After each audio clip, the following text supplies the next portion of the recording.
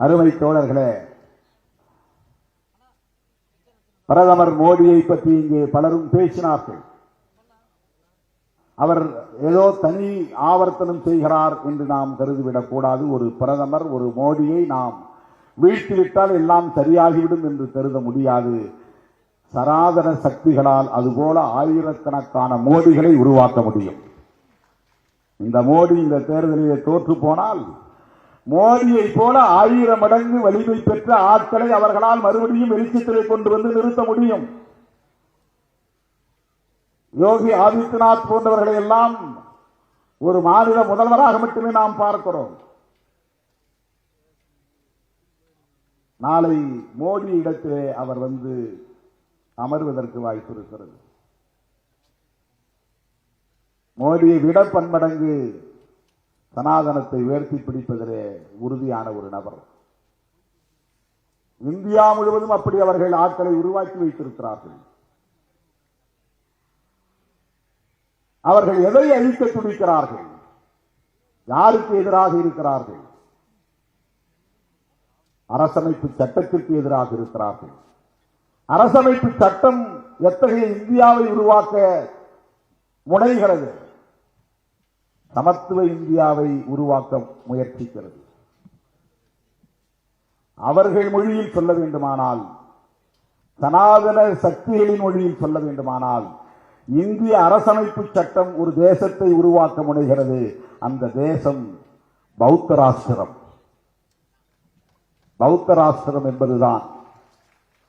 இவர்கள் இந்து ராஷ்டிரத்தை உருவாக்க முனைகிறார்கள் என்றால் அரசமைப்பு சட்டம் பௌத்த ராஷ்டிரத்தை உருவாக்குவதற்கான அடித்தளத்தை கொண்டிருக்கிறது. பௌத்தம் என்றால் சுதந்திரம், சமத்துவம், சகோதரத்துவம் என்பதுதான் பௌத்தம்.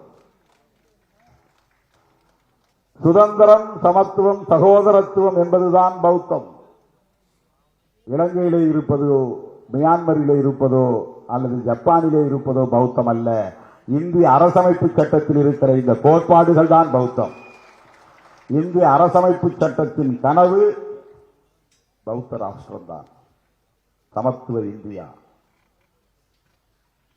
அதை அழித்தொழிக்க வேண்டும். அதுதான் மோடி, அமித்ஷா உள்ளிட்ட சனாதன சக்திகளின் நோக்கம். எனவேதான் 10 ஆண்டுகளுக்கு மேலாக தொடர்ந்து நாம் இந்த கருத்தை பேசி வருகிறோம். இன்றைக்கு இந்தியா முழுவதும் இந்த கருத்து ஒலிக்கிறது, உரத்து ஒலிக்கிறது என்பதை எண்ணி பெருமைப்படுகிறோம். அருமை தோழர்களே, ஜூன் 4ஆம் தேதி தேர்தல் முடிவு வந்தாலும் அது இறுதி முடிவல்ல. ஜூன் 4ஆம் தேதி வருகிற தேர்தல் முடிவில் இந்தியா பிளாக் வெற்றி பெற்றாலும் அது உண்மையான நிரந்தரமான ஜனநாயக இந்தியாவை கட்டுவதற்கான வெற்றியாக அமைந்து விடாது. அதை தக்க வைக்க வேண்டிய தேவை இருக்கிறது. சனாதன சக்திகளை தலையெடுக்க விடாமல் தடுக்க வேண்டிய தேவை இருக்கிறது. அந்த புரிதலோடு நாம் களத்தில் கைகோர்க்க வேண்டிய புரிதலை பெற வேண்டும். அதுதான் மிக முக்கியமானது. விடுதலை சிறுத்தைகள் கட்சி அந்த புரிதலோடு தான் இத்தகைய விழாக்களை முன்னெடுக்கிறது. தேர்தல் அரசியலை தாண்டி சிந்திக்கிற இயக்கமாக விடுதலை சிறுத்தைகள் கட்சி இருக்கிறது. அண்ணன் பிரகாஷ் அம்பேத்கர் போன்றவர், பிரகாஷ் ராஜ் போன்றவர்கள் இன்றைக்கு நம்முடைய புரிதலோடு இணைந்து பயணிப்பது என்பது பெரிய நம்பிக்கையை தருகிறது. ஏனென்றால் திரையுலகத்திலே பலரும் எப்படிப்பட்ட விவாதங்களை நடத்தி கொண்டிருக்கிறார்கள் என்பது நமக்கு தெரியும். எவ்வளவு சாதியவாதிகள் திரை அரங்கில் இன்றைக்கு கோலோச்சுகிறார்கள் என்பதையும் நம்மால் உணர முடியும். சாதிய மதவாதிகள் ஒருபுறம், பிரகாஷ் ராஜ் போன்ற முற்போக்கு சிந்தனையாளர்கள் ஒருபுறம் என்று திரையரங்கில் இருந்தும் முற்போக்கு குரல் ஒலிக்கிறது. அதை வரவேற்பது நம்மை போன்றவர்களின் கடமை. அவருடைய பேட்டிகளை பார்க்கிற போது, அவருடைய குரலை கேட்கிற போது நமக்கு ஒரு நம்பிக்கை கிடைக்கிறது. அவர் அரசியலுக்கு வரமாட்டோம், என்னை யாரும் சேர்த்துக்க மாட்டாங்கன்னு சொன்னார். சிவப்பு கம்பளம் விரித்து வரவேற்க எங்களை போன்றவர்கள் தயாராக இருக்கிறோம். எங்கள் கட்சியில் சேர வேண்டும் என்று நான் அழைப்பு விடுக்கவில்லை. அரசியல் களத்தில் நீங்கள் ஈடுபட வேண்டும். அது முக்கியமானது. வெளியிலிருந்து நாம எதிர்க்கட்சியா இருந்து குரல் கொடுப்போம்னா அந்த குரல் சுனாமி காற்றிலே காணாமல் போய்விடும். இந்த அரசியலில் நாம் வெளியிருந்து விலகி இருந்து எந்த தாக்கத்தையும் ஏற்படுத்த முடியாது.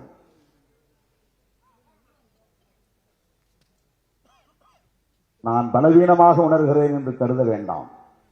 35 ஆண்டு கால அனுபவத்திலிருந்து நான் இதை சொல்லுகிறேன். தோழர் ரவிக்குமார் அவர்களை அப்படித்தான் நான் சொன்னேன். நீங்கள் ஒரு இயக்கத்திலே உங்களை இணைத்துக் கொண்டு உங்கள் சிந்தனைகளை மக்களிடத்திலே கொண்டு போய் சேருங்கள். ஒரு தனி நபராக இருந்து எவ்வளவுதான் நீங்கள் சிந்தித்தாலும் எழுதினாலும் அது பெரிய தாக்கத்தை ஏற்படுத்தாது. இந்த இயக்கத்திலே உங்களை இணைத்துக் கொள்ளுங்கள், வேலையை உதறிவிட்டு வாருங்கள் என்று பலமுறை அவரிடத்தில் நான் பேசியிருக்கிறேன். ஒவ்வொரு தோழரிடமும் அப்படி நான் உரையாடி இருக்கிறேன். திரைக்கலை இயக்குனர் அவர்கள் இன்றைக்கு அரசியல் களத்திலே உண்மையான ஒரு ஹீரோவாக இருக்கிறார் என்றுதான் நான் சொல்ல வேண்டும். அவர் வில்லன் அல்ல, இந்த வில்லன் ரோல் அல்ல, அரசியலில் ஒரு ஹீரோ ரோல் தான் அது. இப்படி பேசுவது என்பதே ஒரு ஹீரோவால் தான் முடியும். அரசியலில் திரையில் வேண்டுமானால் நீங்கள் வில்லனாக இருக்கலாம். உங்கள் உரையும் உங்கள் கருத்தும் இன்றைக்கு ஒரு கதாநாயகனுக்குரிய ஆளுமையை வெளிப்படுத்துகிறது. இதை நான் புகழுவதற்காக சொல்லவில்லை, உங்கள் உணர்வை அங்கீகரிப்பதற்காக சொல்லுகிறேன், மதிக்கிறேன் என்பதை வெளிப்படுத்துவதற்காக சொல்லுகிறேன். தேவைப்படுகிறார்கள். திராவிட அரசியல் என்பது திரைத்துறையில் வெளிப்பட்ட பிறகுதான் திமுக வளர்ச்சி அடைந்தது. திரைத்துறையிலே எம்.ஆர். ராதா போன்றவர்கள் பேசத் தொடங்கிய பிறகுதான், எம்ஜிஆர் போன்றவர்கள் இந்த கொடியை உயர்த்தி பிடித்த பிறகுதான், NSK போன்றவர்கள் நகைச்சுவை மூலம் அதை வெளிப்படுத்திய பிறகுதான், கலைஞர் அவர்கள் அதை காவியங்களாக படைக்கத் தொடங்கிய பிறகுதான் வெகு மக்களிடம் திமுக வேகமாக போய் சேர்ந்தது என்பதை யாரும் மறுத்துவிட முடியாது. திரைத்துறையில் இப்படிப்பட்ட முற்போக்கு சக்திகள் இன்னும் வலுவாக பேச வேண்டும். வெற்றிமாறன் போன்றவர்கள் இன்னும் பலர் உருவாக வேண்டும். பிரகாஷ்ராஜ் போன்றவர்கள் உருவாக வேண்டும். தம்பி ரஞ்சித், தம்பி மாரி ராஜ் போன்றவர்கள் இன்னும் இன்னும் ஏராளமானவர்கள் உருவாக வேண்டும். பெரியாரை பேசுகிறவர்கள், அம்பேத்கரை பேசுகிறவர்கள், மார்க்ஸை பேசுகிறவர்கள் திரைத்துறையிலும் ஆளுமை செய்ய வேண்டும். அண்ணன் முத்தரசன் அவர்கள் இன்றைக்கு அரிசி படத்தின் ஹீரோவாக நடித்துக் கொண்டிருக்கிறார். அந்த படம் விரைவில் வெளிவர இருக்கிறது. புகழுக்காகவா, பணத்துக்காகவா? இல்லை, அரசியலுக்காக, விவசாயிகளின் நலன்களுக்காக இன்றைக்கு அந்த பாத்திரத்தை ஏற்று அவர் நடிக்கிறார். என்னை திரைத்துறைக்கு அழைத்த போது எனக்கு எதுவுமே தெரியவில்லை திரைத்துறையை பற்றி. இப்போது யாரும் அழைக்கவில்லை. அப்போது வலிந்து வலிந்து அழைத்தார்கள். அப்போது நான் அதை உணரவில்லை. தோழர்களே, தமிழ்நாட்டு அரசியலில் திரைத்துறையின் பங்கு மகத்தானது. ஆகவே திரைத்துறையில் முற்போக்கு சிந்தனையாளர்கள் தேவை. முற்போக்கு சிந்தனையாளர்களின் ஆளுமை என்பது தேவை. நம்முடைய தோழர் அண்ணன் பிரகாஷ்ராஜ் அவர்கள் இவ்வாறு சிந்திப்பதும் செயல்படுவதும் ஏதோ பிஜேபியை எதிர்க்கிறார், மோடியை எதிர்க்கிறார் என்பதற்காக நாம் அவரை பாராட்டவில்லை. அவருடைய பார்வை பெரியார் பார்வையாக இருக்கிறது, அம்பேத்கர் பார்வையாக இருக்கிறது, மார்க்சிய பார்வையாக இருக்கிறது, கௌரி லங்கேஷின் கருத்தியலை வெளிப்படுத்தக்கூடிய ஒரு பார்வையாக இருக்கிறது என்பதால் அவரை நாம் போற்றுகிறோம், பாராட்டுகிறோம், வாழ்த்துகிறோம். உங்களை போன்றவர்களின் அரசியல் என்பது வாக்கு வங்கிக்கானதாக இருக்காது, சமூக மாற்றத்திற்கானதாக இருக்கும். எனவே நீங்கள் அரசியலில் விலகியிருந்து பெரிய தாக்கத்தை ஏற்படுத்தலாம் என்று நம்புவது ஒருபுறம் இருந்தாலும், அந்த நிலைப்பாட்டில் உறுதியாக இருந்து உங்கள் பணிகளை மேலும் முடுக்கிவிட வேண்டும். நாங்கள் உங்களோடு இருக்கிறோம், உற்ற துணையாக இருக்கிறோம் என்பதை சொல்ல கடமைப்பட்டிருக்கிறேன். என் உயிரின் உயிரான விடுதலை சிறுத்தைகளே, தேர்தல் முடிவுகளுக்கு பிறகு கட்சியின் மறுசீரமைப்பு பணியிலே மீண்டும் கவனம் செலுத்துவோம். எப்போதும் போல உங்களுடைய ஒத்துழைப்பு தேவை. எப்போதும் போல உங்களுடைய களப்பணிகள் இன்னும் தீவிரமடைய வேண்டும். நான் அழைப்பை ஏற்று ஓடோடி வந்து இந்த நிகழ்வை சிறப்பித்த உங்கள் அனைவருக்கும், இந்த நிகழ்வு சிறப்புற அமைவதற்கு பாராட்டிய அனைவருக்கும், விருது பெற்ற சான்றோர் மக்கள் அனைவருக்கும் என்னுடைய நெஞ்சார்ந்த நன்றியை தெரிவித்து வாழ்த்து விடைபெறுகிறேன். நன்றி, வணக்கம்.